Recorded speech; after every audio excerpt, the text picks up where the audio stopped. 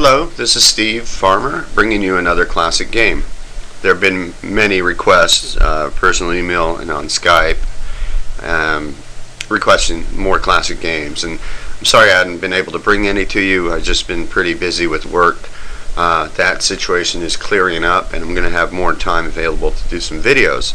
So yay for that.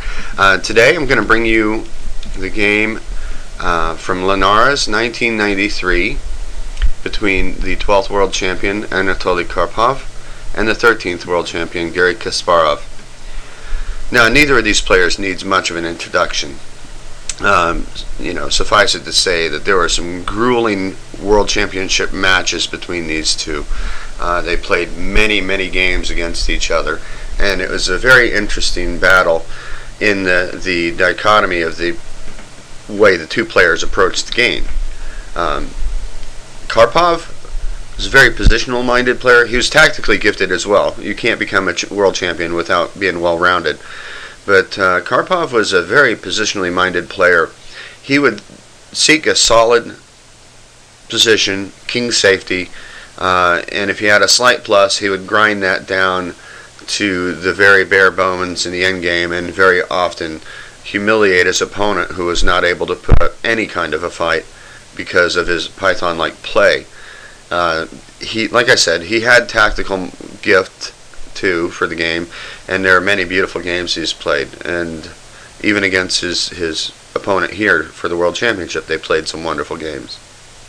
Now, Garry Kasparov, the 13th world champion, on the other hand, was more tactically gifted, also well-rounded with positional ideas, and he had coaches from the different veins of study of chess, of both tactical and positional. So he was very well-rounded.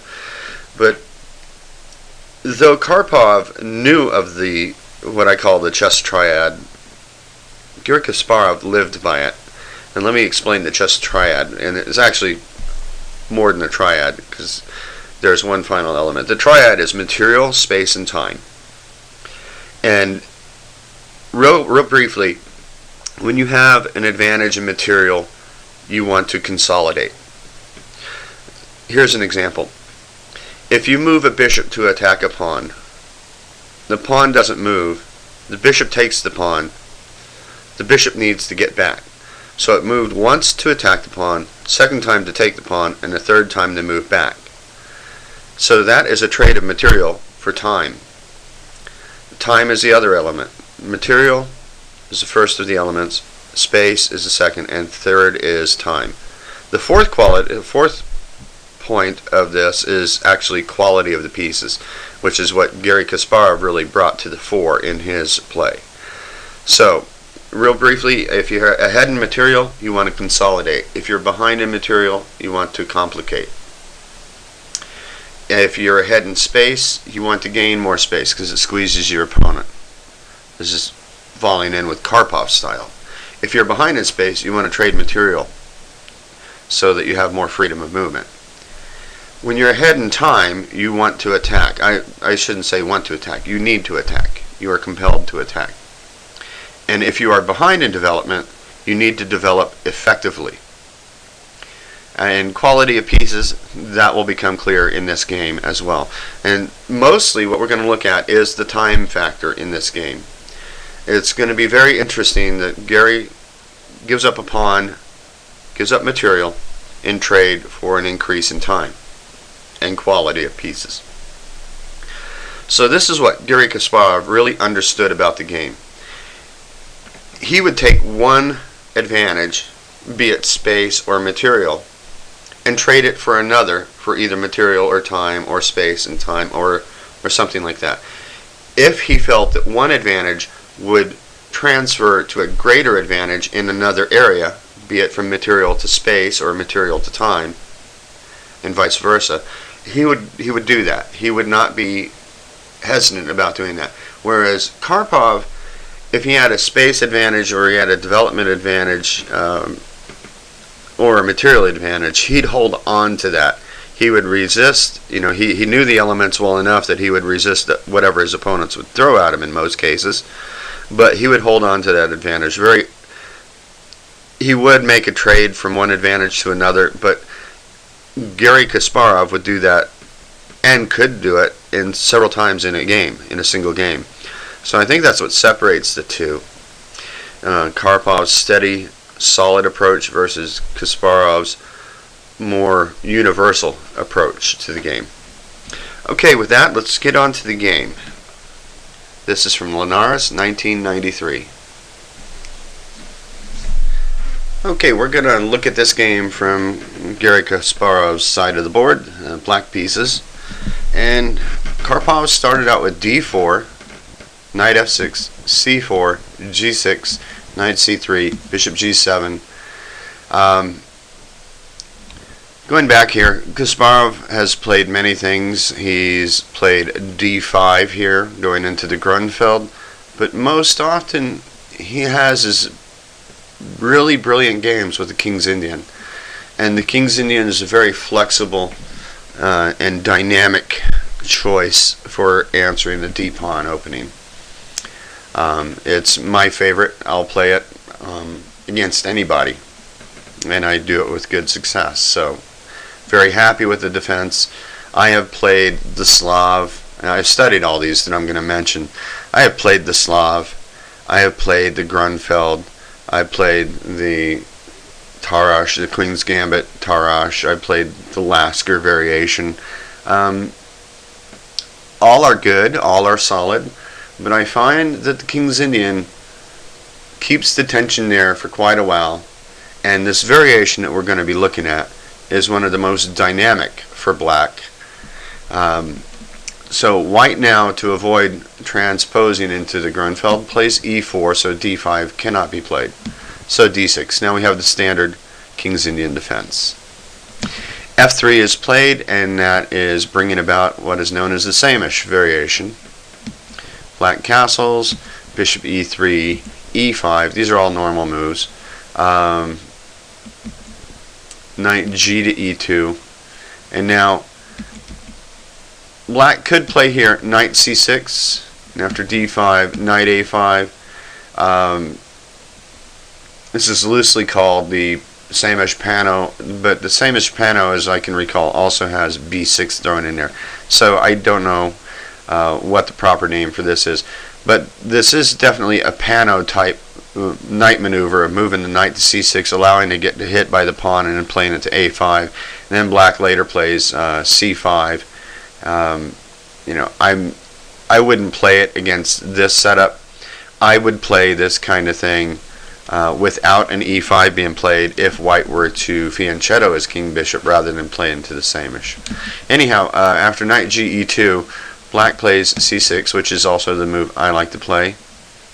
Queen d2, and knight b to d7. And now there was a dispute over the move order, but one thing is clear: this is the position that all the move orders come to here. So regardless of what source you're using, this is the main position. And here I'd like to point out something, that with this system, black can go into a very complex game with playing like a6 and b5 into a burn type position. The burn variation for black usually doesn't have e5 in, but it can. And the thing here is that white used to castle. Well, and I think maybe castling has still been proven to be the correct idea. But it was dropped after a6 was found to be pretty good for black. And indeed, I really can't think of a good way for white to handle this. So I love it when people play the Samish against me. I go into this and I always get a wild game, and I always do well. The Samish, when I was younger and starting out with the King's Indian, was always scary to me. But this approach here, after finding games like this that Kasparov played, really piqued my interest in it. There's some gambits you give up a pawn for time, and we're going to see one such thing happen here. So in the theory of the day, realizing that castling was dangerous, Karpov played rook to d1. Kasparov now played a6, going back into the typical burn variation patterns. And the only way to really differentiate this from the mainline burn is if white takes on e5. Now, at the time that this game was played, a6 was a novelty, and this is 93. With e5 in there, that's what made it a novelty. If e5 was not played by black, then this idea of a6 and b5 is not a novelty. So, faced with this decision at the board, Karpov now played d takes e5. It's the only way to separate this from the mainline burn. So you would think that, you know, this isn't played by black by all the theoreticians in the past, because this must be the move to cause black grief. And indeed,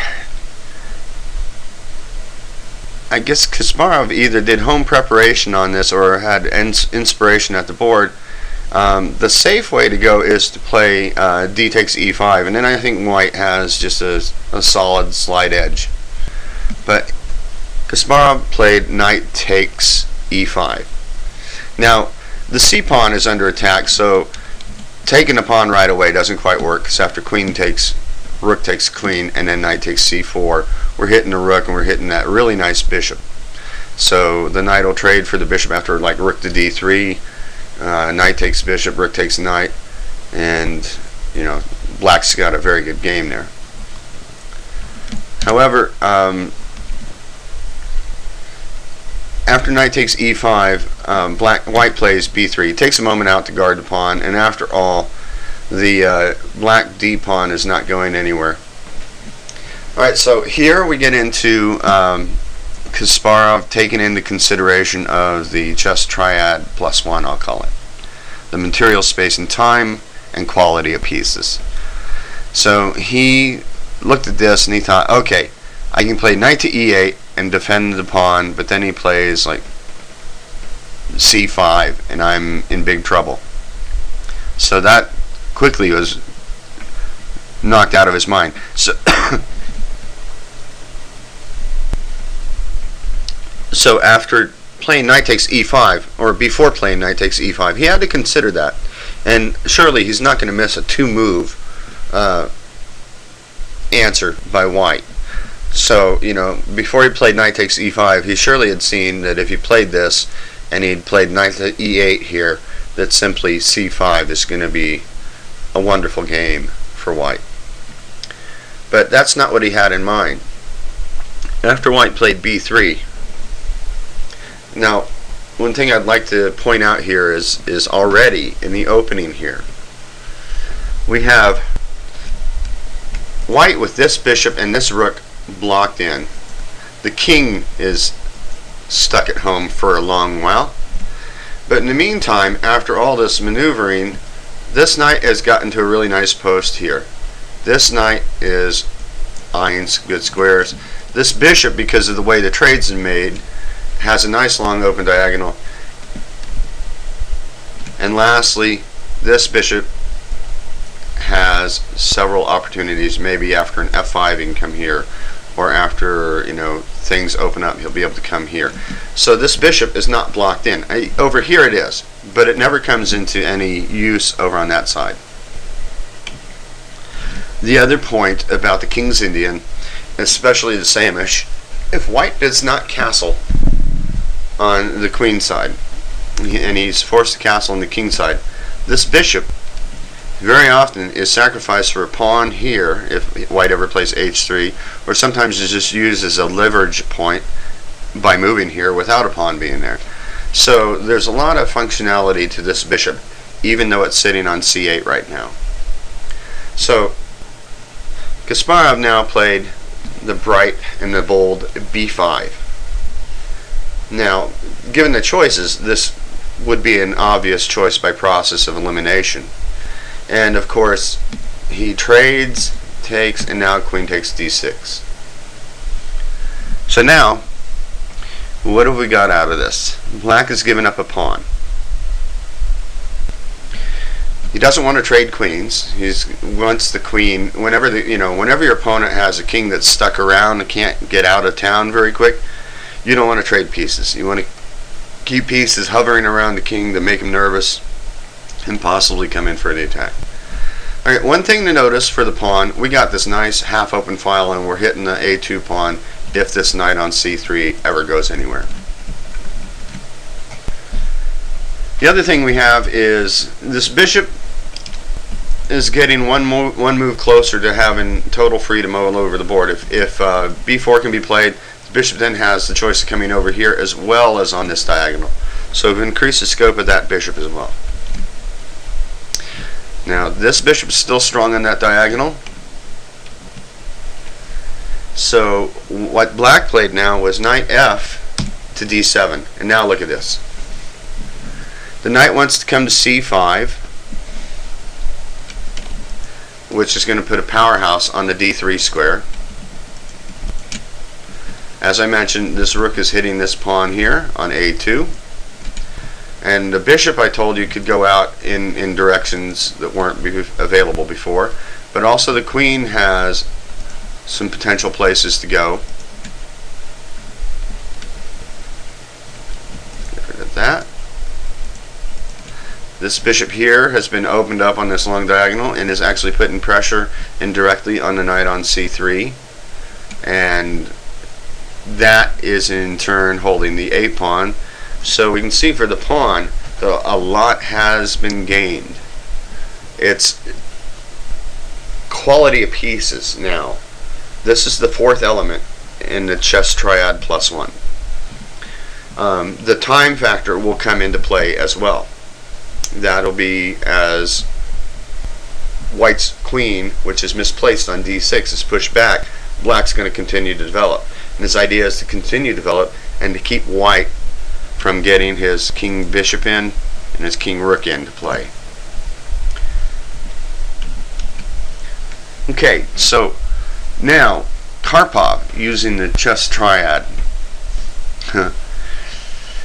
This gets really complicated here, and I've seen several famous writers write pages and pages about this position and for the next few moves of what comes up on the board, pages and pages of analysis.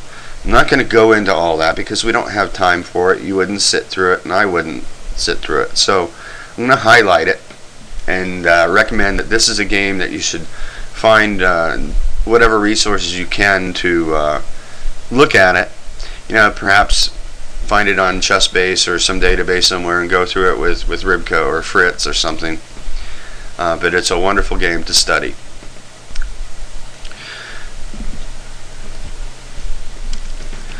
Okay, in this position Karpov played F4. We'll get to that in a moment.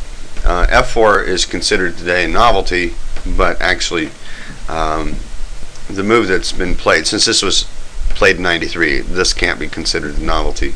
We'd have to go back to A6 by black. But the move that has been played recently, this was, well, I'm sorry, I shouldn't say recently, this is also in 1993, was Rook C1. And after B4, well, possible actually is to play Knight C5. And the point is the knight can't be taken because the knight to D3 check, winning the queen. So after queen takes D8, rook takes D8, the fork is still threatened. Knight F4 to guard the D3 square. If he takes on C5, then we still have the fork and we take the rook on C1. Or we can take the bishop with a good position for the knights. So knight F4, knight E to D3, knight takes, bishop takes, rook takes, bishop D2, bishop takes C3, rook C3, rook C3, bishop C3, and rook takes A2. Materials equal, bishop's opposite color. This is probably going to be a draw, but black has some chances of, you know, forcing the issue a little bit with the extra pawn on the queen side. So it's a game. But in the game, Perongin versus Kayumov in Uzbekistan 1993 went with B4. And after knight a4, bishop a6, knight to d4, queen to h4, check. I don't really believe in that move. He brought the bishop back, queen to f4, rook takes c6, bishop takes f1, rook takes f1, rook fd8, king e2, knight f8, queen takes b4, rook takes d4, queen takes d4, knight takes c6, queen to d5, rook to d8, bishop to e3, queen f6, and bishop g5. The game was agreed to a draw here. Okay, that's the only other game we have from this position here.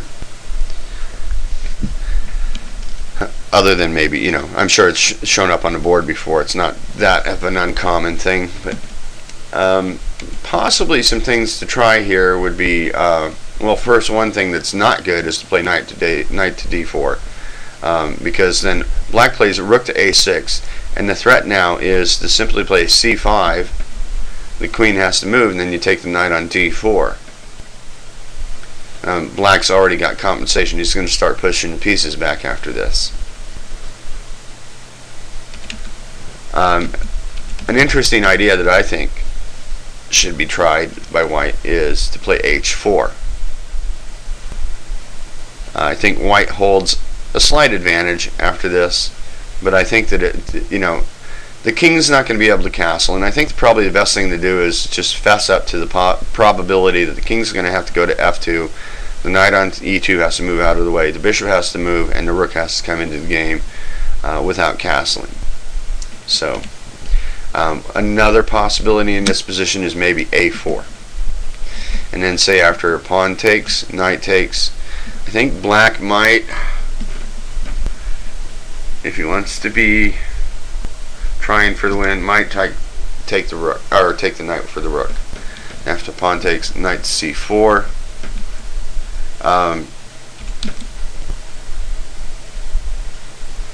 I have seen in some articles queen d3 recommended, but I don't know about that, because after knight to b2, queen to b3, knight takes d1, queen takes d1, queen a5, and it seems like black is doing all right.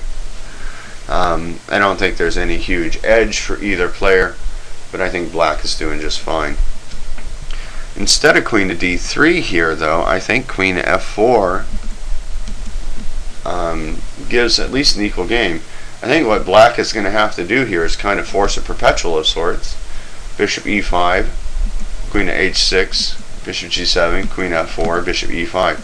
You know, this kind of thing's going to happen even if the queen goes to g5, we play bishop f6, and if he ever goes to g4, then the knight on f7 on d7 is going to be able to move. The bishop on c8 would be hitting the queen, and black brings another piece into the attack. So black's good after that. So I think both players are going to have to agree to this little odd perpetual here. Alright, so that was after a4. But during the game, Karpov played f4. Okay, let's look at the reasoning behind this for Karpov, and it makes sense. Alright, the knight is hit. It has to move, right? No, that's not right. The knight does not have to move. Kasparov had figured on b4. And as I mentioned, this position is so complicated that I have seen pages and pages of analysis on this position and the ones to follow shortly. So what I think is better for us than to try and go through all of the lines is trying to figure out what was going through the players' heads during the game. You can't see everything. Sometimes you see a line that goes for a long time, and it ends up being something that you saw, and you're all proud that you saw this line from many, many moves back. Take, for example, one of my first videos I did on Chess Video TV against Matt Eberly, where I sacrificed the rook on a8 for absolutely nothing but to gain time on the attack on the king side. And it's because I saw a little subtlety at the end of that whole variation where I would be able to promote a pawn. Material would be equal, but I would have a queen inside his camp, and he'd have a lot of loose pawns. And that's where I stopped my analysis at, and indeed it was a winning position. But along the road there, there were other variations that my opponent could have taken. But he saw this line, but he didn't see the little subtlety I had seen at the end of this variation. He saw everything up to that point, and indeed, up to that point it looked like he was winning. So he went down that path. And I think we're talking, if I remember correctly, I think it was 12 moves or so. So the ability to see a little bit further is, often what is more important than the actual facts of the position. Because exactly that case. You see a little bit further and you see that subtlety. So what we're going to look for here is, 1, we're going to look for things that's not going to drop material, and B, we're going to look for subtleties in the position. And that's what the players are looking at.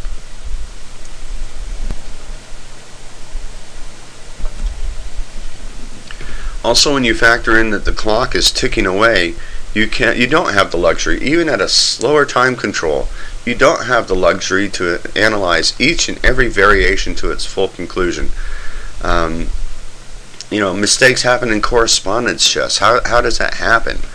So you have to take every game that you see, no matter what level, with a grain of salt and the understanding that they're doing the best with the restrictions that they got to come up with the right idea. Alright, so here Karpov now actually made a dubious move. He played knight to b1. The idea is to bring the knight over to c4. Let's look at some alternatives for him though. Well, first of all, the obvious thing you got to ask is, what if he takes the knight? What happens then? Well, first I want to point out that bishop takes e5 looks cool, but it doesn't work for the very simple fact that white just plays queen takes b4. Right, so white's down a piece and a pawn. Not good. So after f takes e5, looks pretty dominating for white. But I think after b takes c3, queen takes c6, rook takes a2, knight takes c3, this all looks pretty much forced, and queen to a5, I think black has compensation. He's 2 pawns down, but this one is not going to remain on the board for very long. And he can't move it because that opens up this attack here. So this pawn's going to be a goner. So in essence, black's giving up 1 pawn for this position. However, it does look like white should be able to, well, I don't know if he'll have time, but he'd like to play bishop e2 and then castle. And maybe in this variation he might have the ability to do that. And if that's so, he might be able to hold the draw. So f takes e5 looks playable. Now queen takes b4. I think that black gets a good game after c5. And the point is, after bishop takes c5, knight takes c5, now we've got a couple other things we have to consider. Of course, you look at all forcing moves, captures, checks, things like that first. So we have to consider what happens after he takes the knight. Then I think black has to try knight d3, rook takes, queen takes rook, queen to d6. I think this is the best defense for white. Queen e3, queen to d2, and things are roughly equal. Again, this pawn's going to fall. These pawns over here are weakened a bit. This bishop has several good places it can go, and once that's done, the rook's going to be able to come to the center. Well, black's completely developed. White's king is still stuck in the center. So those things, when weighed against the material, I think is roughly equal. Maybe a little better for black. It certainly would not be cause for me as black to avoid going into the variation that Kasparov chose. Alright, let's go back.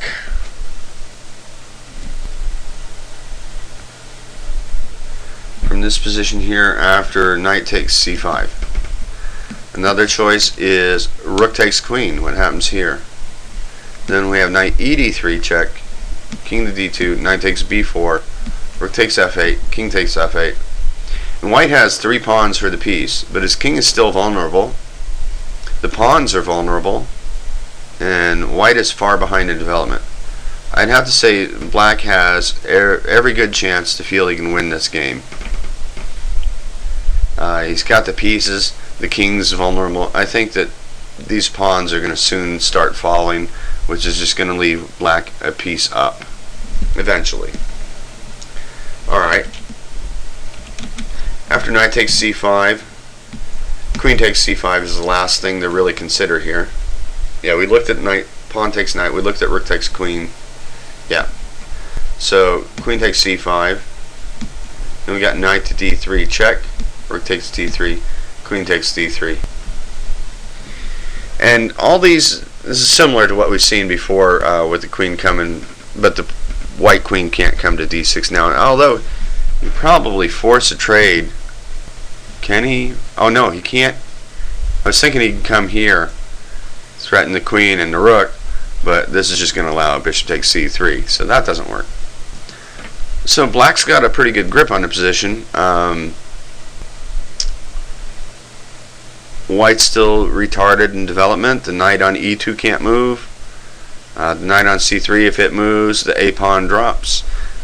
Black's got good compensation here, though I don't think in this particular position he has much of an edge. It's going to take another mistake or a dubious move on white's part to start bringing down the house of cards.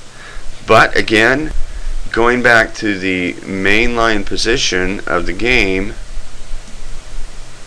it would not have deterred me from playing the move, playing this idea that Kasparov had of playing b4 here. I think it all works out to an equal with winning chances type positions for black. So Karpov played knight to b1, trying to reroute the knight. Cannot fault him for that.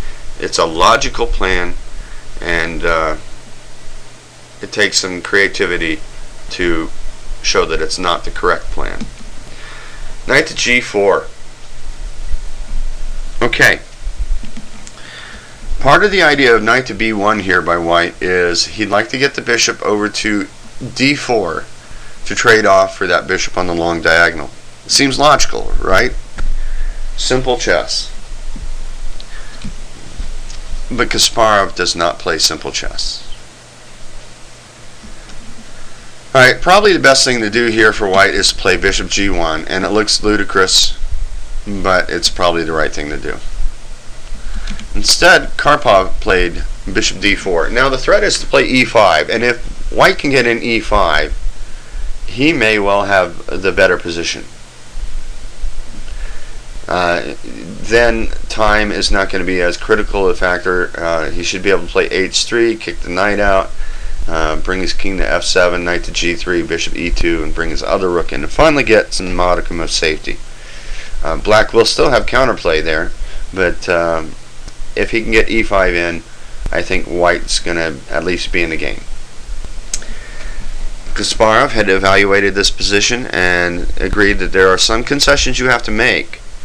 And one of the concessions he does now, he plays bishop takes d4. It's not the time right now for rook takes a2, if you were wondering. Because after bishop takes g7, king takes g7, queen takes b4, and I think the game's roughly equal. Black's down a pawn. He's got some compensation for that, but I don't think he has any more than a little bit of compensation. So bishop takes d4 was played, and now Karpov played queen takes d4. And this is also understandable to get the queen away from hanging around too far in the center where it's not really being effective. She's much more effective on d4. The alternative was knight takes d4. And then we probably would see something like knight d to f6 or rook to e8. Let's get rook to e8. And then after, it's got obvious threats on the e pawn, bishop e2, and now rook takes e4 is not very strong. Then we'd have queen takes c6. We're hitting both rooks. Rook takes e2 has to be played. Knight takes, rook takes a2. Doesn't give black all that he would like out of the position. So here, black would probably play rook takes a2. And the idea is, if bishop takes g4, then we have rook takes e4. And now, if knight to e2 to block the check, queen to h4 check, g3, queen takes g4, and it's soon to be over. So bishop e2 has to be played. If he plays king to f1, then queen to b6 I think would be pretty strong. You know, we're threatening mate on f2 if that knight on d4 ever moves. We're also threatening play things like knight to e5 or knight to knight to e5, hitting the bishop on g4. You know, there's a lot of different hidden resources, and like I said, we're not going to go into total concrete analysis. We're going to look at these positions that we reach here and try and imagine that this is probably what they were looking at as they were playing the moves that they actually played. So bishop e2 probably would have to be the move tried. And then after c5, white should probably castle, and then rook takes d4, rook takes rook, pawn takes rook, bishop f3, queen to b6, and I think black has a good game here, though in this line at least white is able to castle, and white's a pawn down, so I think black is doing quite well here. So this is why Karpov played queen takes d4. All makes sense. Now he's giving back the pawn, and black takes it with rook takes a2.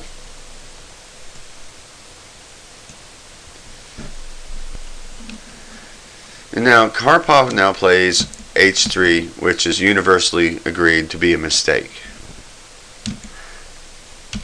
A possibility to try and save the game would be knight c1, but after c5, queen to g1, we have a pretty humiliating position here. Look at all white's pieces back on the back rank. Alright, so if Karpov saw that, there's no wonder why he went for h3 here.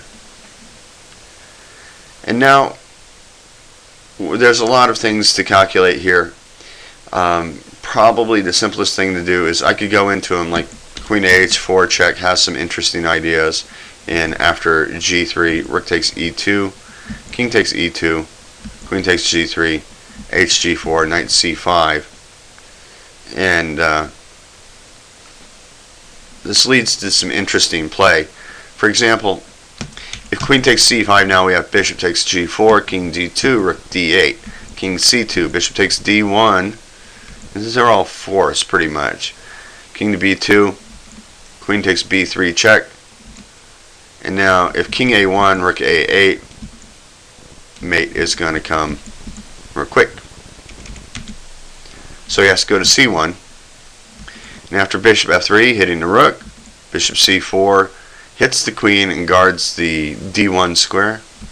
Rook takes, or rook to d1, rook takes rook, queen takes rook, king to b2, bishop takes e4. And all of a sudden, looks like white is getting boxed in here. That knight on b1 has to be defended somehow. You can see it has no fleece squares. d2, c3, and a3 are all covered.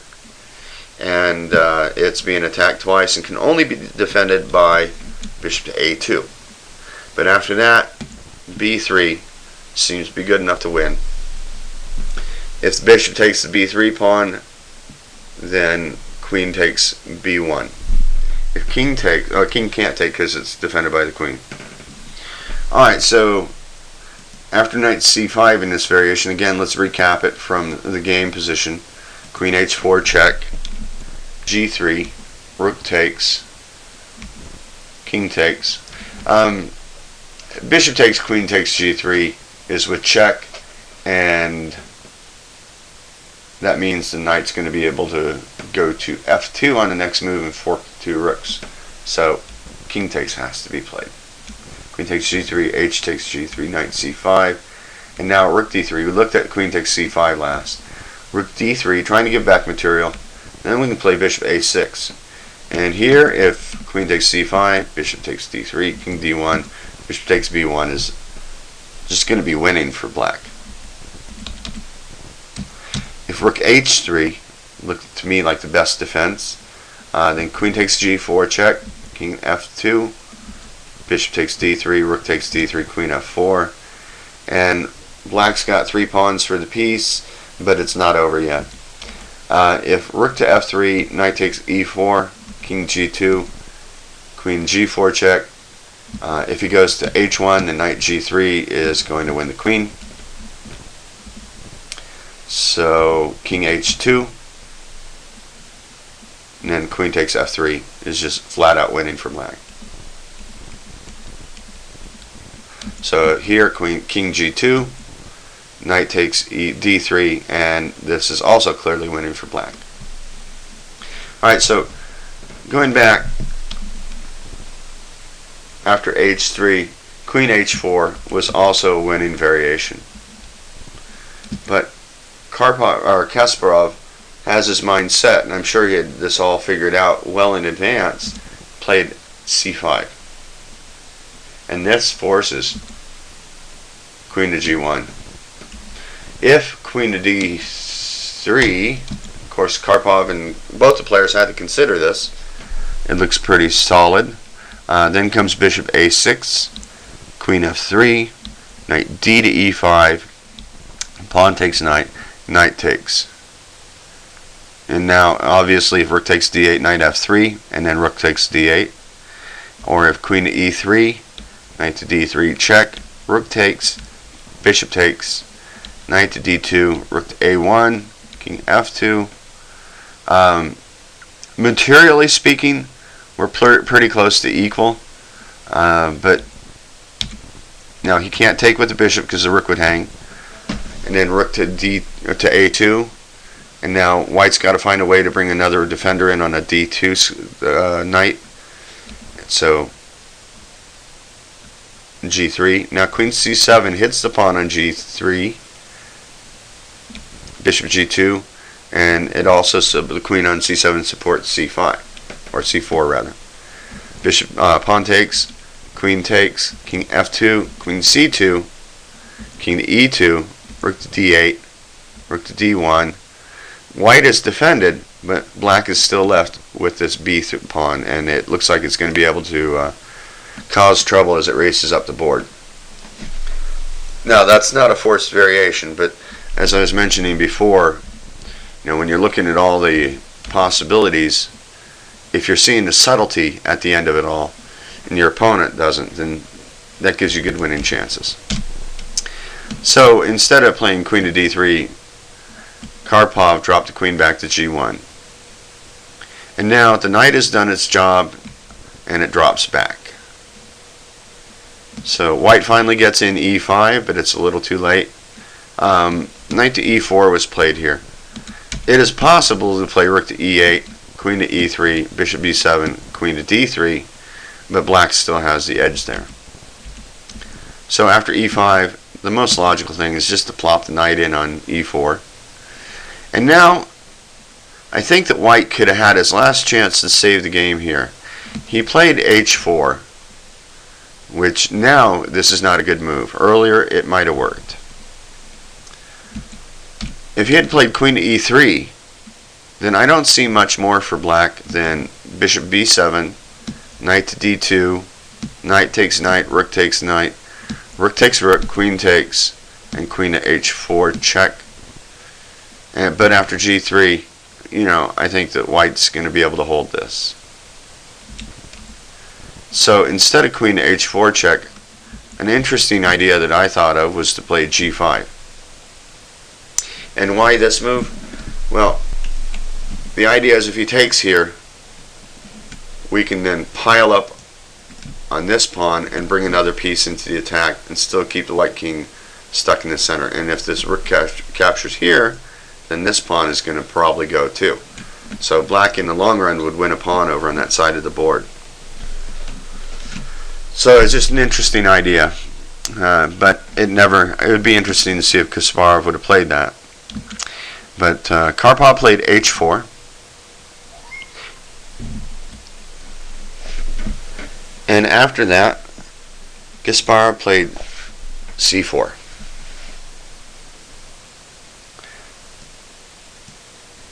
Kasparov gives his opponent no chance to rest. Okay, and seeing the dangers that lay in wait, White figured he needed to do a dual purpose move and play the knight to c1. It protects the pawn on b3 and hits the rook on a2. But look at White's position. All his pieces are on the back rank. It's absolutely amazing. If I was to see this position and not know who the players were, I would never have guessed it to be Anatoly Karpov playing the white pieces.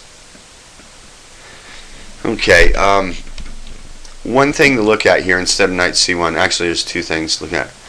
Queen to e3, we looked at that a second ago in a different position. But now, instead of worrying about the knight, just play c3. After queen takes e4, c2. After rook c1, then we can play knight c5. We're threatening knight to d3 check, and we're also threatening the queen on e4.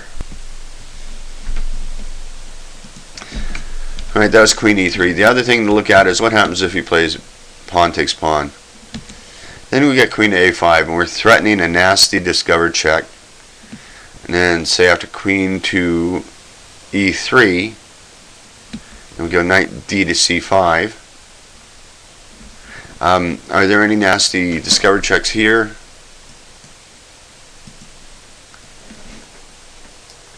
Well, if this, then I just think that knight b to c3. Black's still winning, but I don't think this is the most direct approach. Alright, so knight d to c5, and after knight to d2, then we can play b3, and the pawn's still running up. So, after c4, Karpov played knight c1. And now, this would be a good, if you've not seen this game before, this is a good point to pause the game, the video, and see if you can find the winning move for black. And I'll give you a hint. Zivit did a presentation on it calling it the Engels pawn, or the Alekhine pawn, and I did a video on it in the game Alekhine versus Bogolyubov, in which a very similar theme happened. Okay, if you paused it, I hope you found c3. Very strong move. This is, as I told you, Zivit did a presentation called the Engels pawn or the Alekhine pawn. And I do want to point out that a lot of things that you see on these videos here will occur in your games.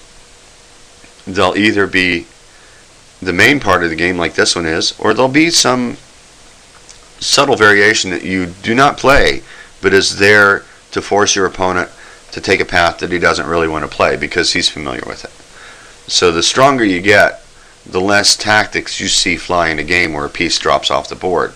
More likely you're going to see games like this where material's equal all the way up to the very near the end when there's no choice in the matter. One side is going to either get mated or lose his king, or get mated or lose material to avoid the mate. But it's a long process.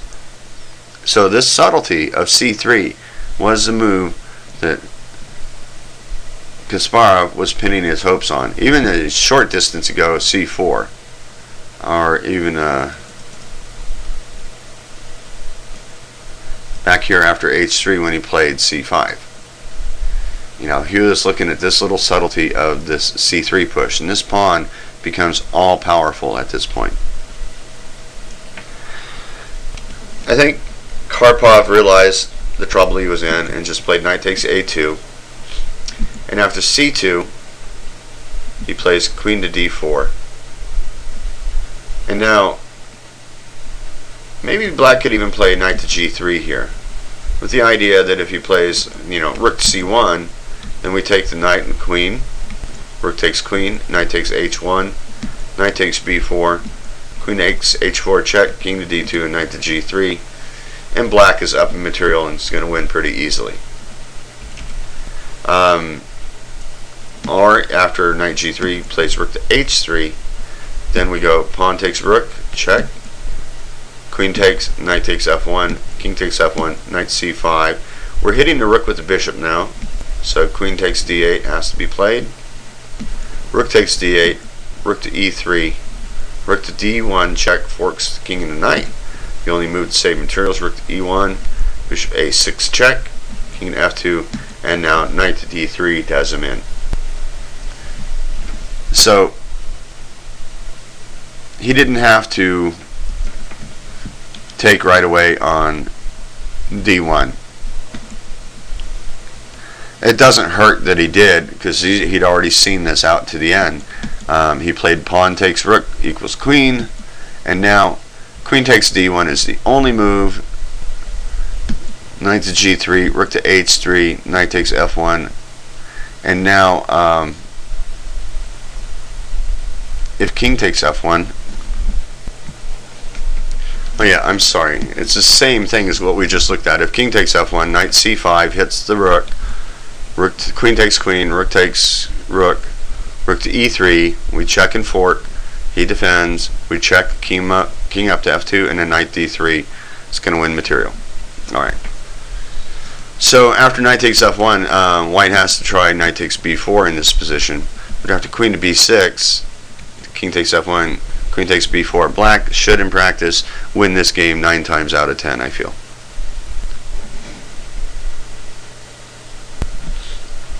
Granted, white's given up 2 pawns, or black's given up 2 pawns for the piece, but the mobility of the black pieces greatly outweighs this. So the quality of pieces, again, is what comes into play. Alright, let's get back to the game. And after queen takes rook with check, Karpov just instantly grabbed king takes queen and was soon met with knight to c5, knight d to c5. Alright, well, the queen's going to be traded now. White's still a pawn up, but this ridiculous placement of his pieces, oops, sorry, I didn't mean that, and the greater mobility of black's pieces means that something's got to give. Well, for when this pawn's attacked, the threat of trading these pieces off is a possibility. This piece is going to come in, and this rook is going to come in. So even though the queens are going to get traded, the nightmare is not over for Karpov. Queen takes queen, rook takes queen check, king c2, now knight f2. And again, there's a lot of talk about this position here. After knight takes b4, then we go knight takes rook, bishop c4, bishop f5, king to b2. There's really not much point going on here. Black is up a rook for 2 pawns. It's going to be a pretty easy win. In this position here, though, if white tries to save his rook, he's going to get mated. So I'll let you look at this. Pause the video if you'd like. What would you do after rook to g1? See if you can find the mate. Okay, I hope you pause, because this is a very interesting mating pattern to know. Bishop f5 check, king to b2. Still need to finish it off. How do we do that? Knight to d1 check. The king has only 1 square. Well, actually it has 2 squares, but neither one matter, because king to c1 is met by knight takes b3 check, mate. As is king to a1, knight takes b3 is still mate. So the 3 minor pieces and the rook force the king over to the corner, and the knights and the bishop are able to deliver mate. And a very unusual pattern, but always be on the lookout for the unusual, because it can serve you well. And finding the unusual is finding the subtlety. So we saw from this game, as a recap, the Kasparov gave a material advantage to white for time. And what you want to do when you have a material advantage is you want to consolidate. When you have a lack in time, if your opponent's ahead in time, you need to develop effectively. Well, let's look at that.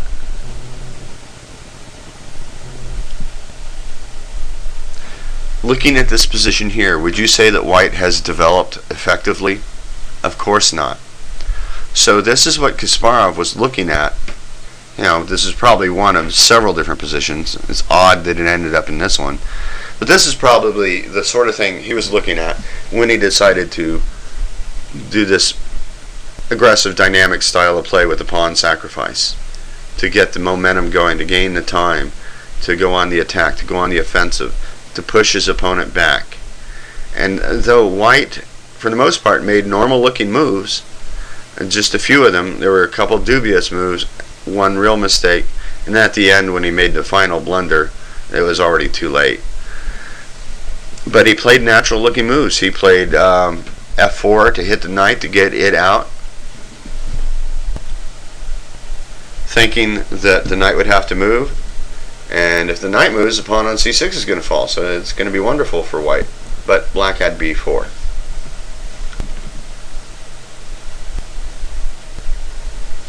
The next logical thought from white was to play bishop d4, trying to get e5 in, but this didn't work out even after the trade. So Kasparov was willing to give up a little bit of an edge, because the only active piece that white had was the bishop, and we saw that knight takes e4, knight takes d4 didn't work here, and Karpov had to play queen takes d4, but this allowed for rook takes h3 and c5, gaining tempo on the queen.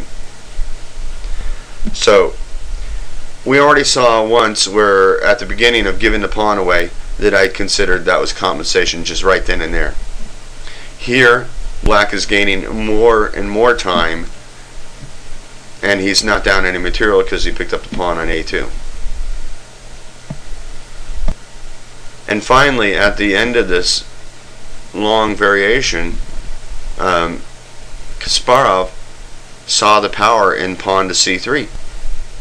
Maybe Karpov didn't see that at all, but Kasparov is a master of subtle chess, and you know, he probably saw that this was just outright winning at that point. Alright, this is one of my favorite games. This is also one of my favorite players, Garry Kasparov. His determination, his drive, and his fight to win is just remarkable.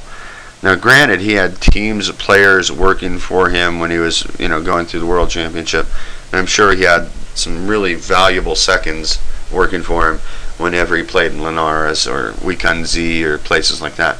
But still, bottom line is it would all come down to him having to play it on the board. And my hat's off to him.